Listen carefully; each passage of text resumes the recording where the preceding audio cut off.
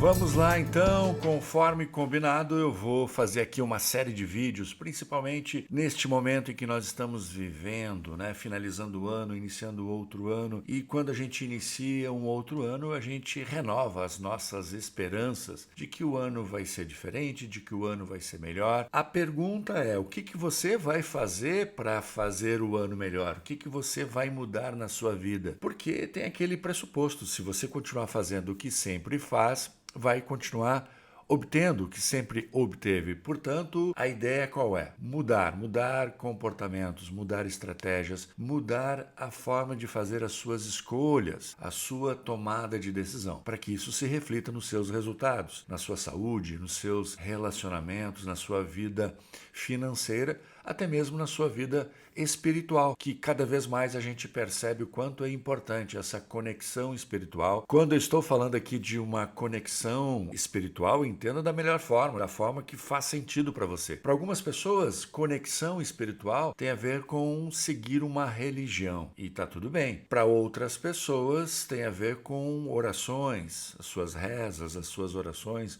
a sua conexão com Deus. Para outras pessoas tem a ver com conexão com a natureza, que de alguma forma também é se conectar com algo maior do que nós mesmos, essa força que nos rege. Assim eu acredito e assim eu compartilho com você as minhas crenças. O fato é que neste ano novo eu quero ter atitudes diferentes para experimentar resultados diferentes. O que me impede? O que te impede de mudar? Eu aprendi com os meus clientes. Eu fiz estudos sobre a mente humana? Fiz estudos sobre o cérebro humano, por exemplo, com neurocientistas do tipo do David Eagleman. Olha só, ele escreveu aqui O Cérebro, né? Ele escreveu O Cérebro, uma biografia. E ele fala muito sobre aquilo que nos ajuda e aquilo que nos impede de mudar. Também um outro neurocientista que para mim sempre foi uma escola é o Antônio Damasio. Ele escreveu esse livro aqui, O Erro de Descartes, que ele fala sobre a emoção, razão e o cérebro humano, ou seja, como nós tomamos decisões. E claro, pessoas que me inspiraram, como Viktor Frankl, que escreveu Em Busca de Sentido, outro cientista, Richard Dawkins, que fala sobre como o ser humano toma decisões e ele se baseia na evolução do corpo, do cérebro do ser humano. Ele é um darwinista. E aí você tem o Malcolm Gladwell, que fala como nós alcançamos resultados acima da média, né? A teoria das 10.000 horas. Sobre resultados, essa aqui é uma bíblia para mim. Angela Duckworth escreveu Garra, o poder da paixão e da perseverança. E claro, eu não poderia deixar de citar os meus grandes mestres, né, como Richard Bandler, John Grinder, que estudaram, assim como eu estudei, inspirado por eles, Virginia Satir, Fritz Perls e Milton Erickson, principalmente Milton Erickson. Bandler e Grinder, inclusive, escreveram 2 livros, 2 volumes desses padrões das técnicas hipnóticas de Milton Erickson. Milton Erickson, um gênio.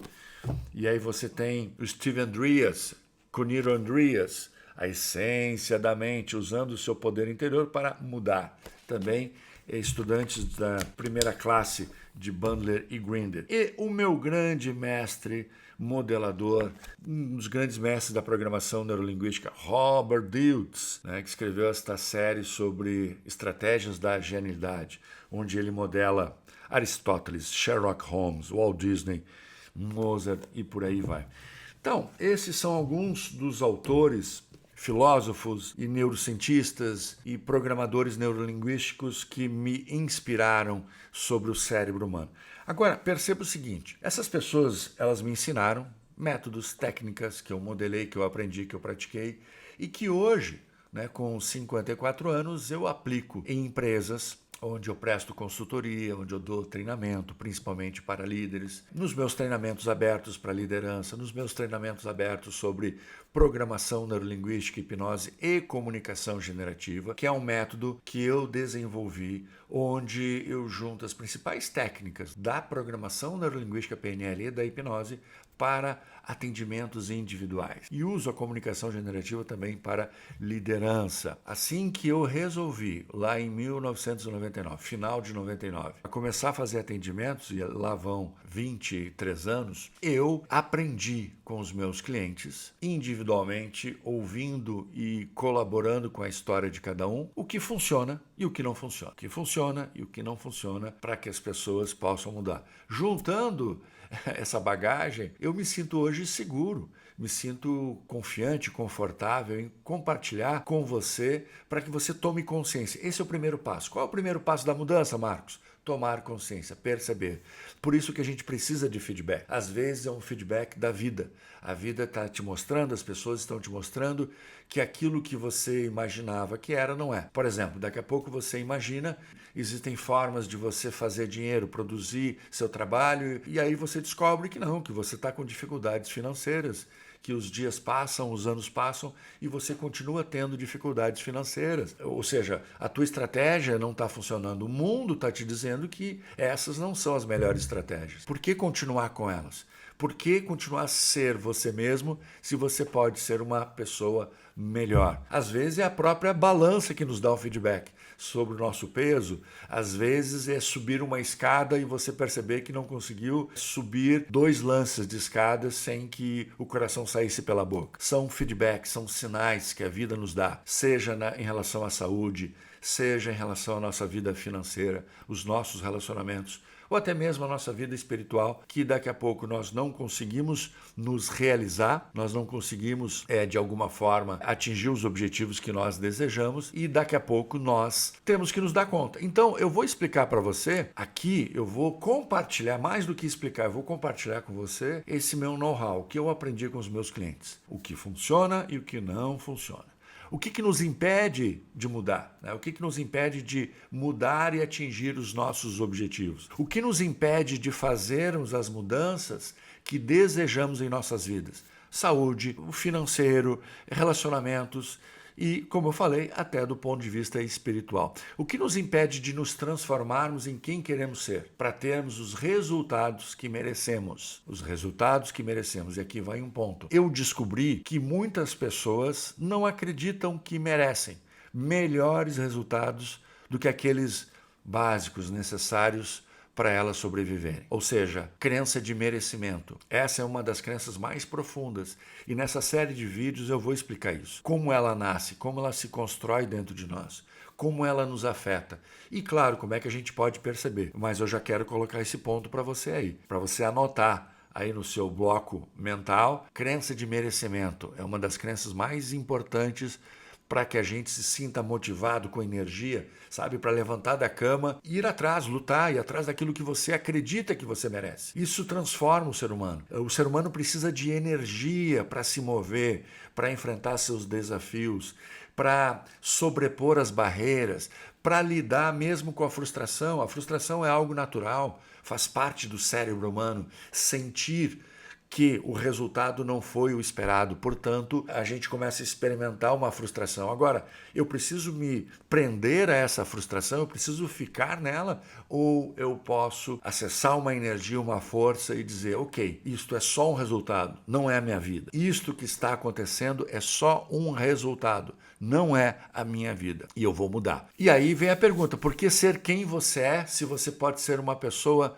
mais saudável, mais próspera e de bem com a vida? Eu vou falar para você o que você precisa saber para tomar consciência. Como eu disse antes, a consciência é o primeiro passo. O primeiro passo é eu receber esse feedback. Eu vou no médico porque eu quero que o médico me diga se tem algo de errado. E aí, no momento que ele me ajuda a tomar consciência de que tem algo de errado com o meu corpo, com a minha saúde, é o primeiro passo. A partir daí, como um ser humano adulto, funcional, equilibrado, eu vou começar a pensar nas estratégias junto com o meu médico, de como melhorar aquilo que eu quero melhorar. Bom, agora, se eu não tomar consciência, eu vou acreditar que a vida é assim mesmo e, como muitos fazem em relação aos seus resultados, eu vou acreditar que os resultados que eu tenho não dependem de mim, não estão dependendo de mim. Então é importante você tomar consciência daquilo que está te impedindo de mudar, daquilo que está te impedindo de atingir seus resultados, para que você comece então a tomar consciência e acessar a sua autorresponsabilidade. Como ser humano adulto, você é o único responsável por aquilo que você experimenta. Você é o único responsável pelas sensações desconfortáveis, pelos estados emocionais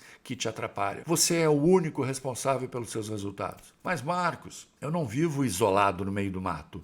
Eu vivo dentro de uma casa, eu sou casado, eu sou casada, eu tenho filhos, eu tenho um chefe, eu tenho sócios, eu tenho funcionários, eu tenho outras pessoas que, de alguma forma, fazem parte da minha vida e impactam os meus resultados. É verdade. Nós não vivemos isolados.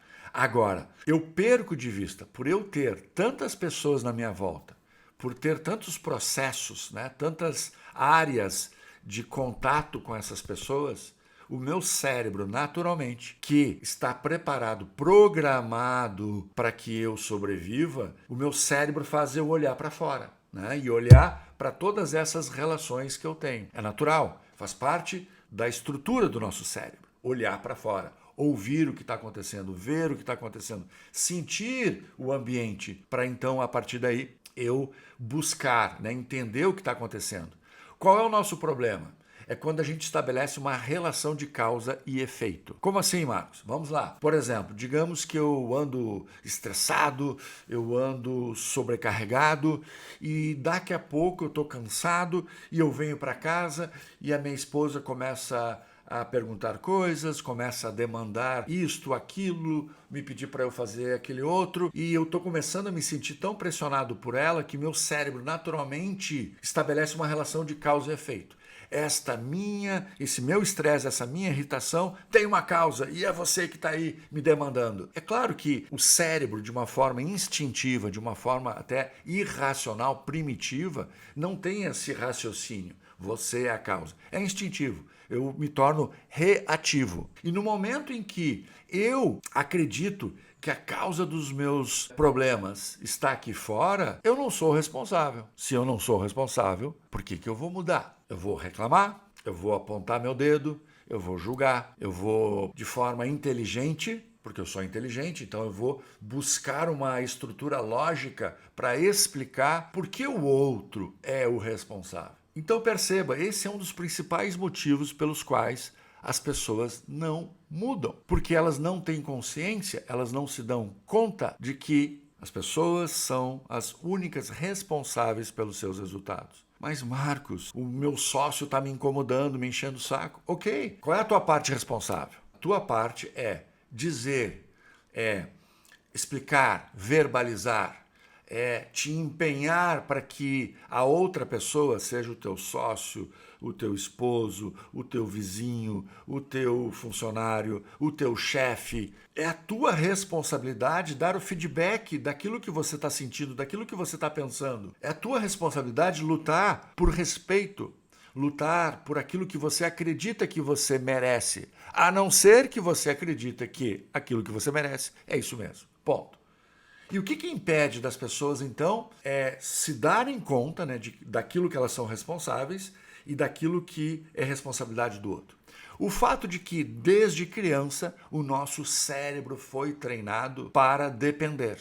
Nosso cérebro é treinado para depender. Eu vou te dar um fato. Uma girafa, por exemplo, quando nasce, daqui a 30, 40 minutos, ela já está andando pela selva, né, ali pelo campo, pela mata, ela já está andando em busca de alimento. Instintivamente, é ela que vai buscar alimento. Claro que os pais da girafinha têm a responsabilidade de protegê-la, o bando, e por isso eles andam em bando, tem responsabilidade de proteger aquele ser frágil, vulnerável? Tem. A criança, quando nasce, ela já sai caminhando? A criança, quando nasce, ela já sai buscando alimento por conta própria? Não. A criança é totalmente dependente da mãe e do pai, principalmente da mãe. O nosso cérebro não foi treinado para ser independente. A independência faz parte da maturidade. Então vamos lá. A nossa primeira fase de vida é de total dependência.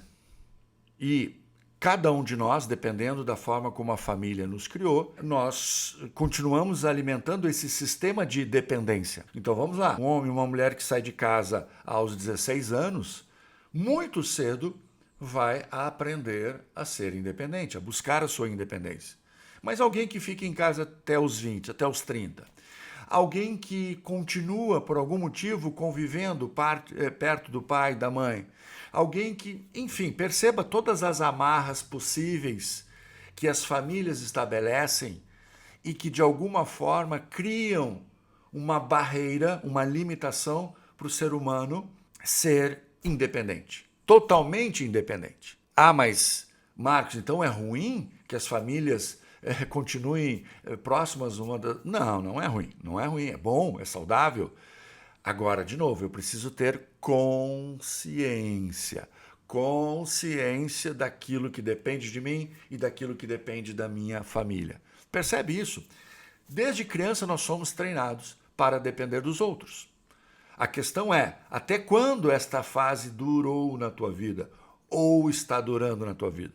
O quanto você se considera totalmente independente. Por quê? Esta dependência sutil, subliminar, essa dependência emocional, muitas vezes não é nenhuma dependência financeira, mas é emocional. Eu dependo para eu me sentir seguro. Muitas mulheres, por exemplo, que eu atendi na minha vida, foram mais de 8.000 pessoas nessa história toda, elas mantinham casamentos pouco saudáveis, hoje modernamente chamado de tóxicos, casamentos tóxicos. Elas mantinham casamentos onde o homem extremamente violento, grosseiro, humilhava ela, mesmo que ela financeiramente tivesse mais estabilidade, mais renda do que ele. Mesmo que ela fosse a pessoa que fosse a provedora da casa. Ainda assim, mesmo com toda a condição de se sentir livre, mesmo com toda a condição de se libertar, né? Ou seja, de buscar um outro relacionamento ou então viver sozinha de uma forma mais saudável, a pessoa se dava conta de que ela mantinha o casamento por medo de ficar sozinha, por medo de se separar e se sentir abandonada. Olha só, eu vou tomar a atitude de me separar, mas quando eu projeto isso na minha mente é uma sensação de abandono. E onde foi e quando,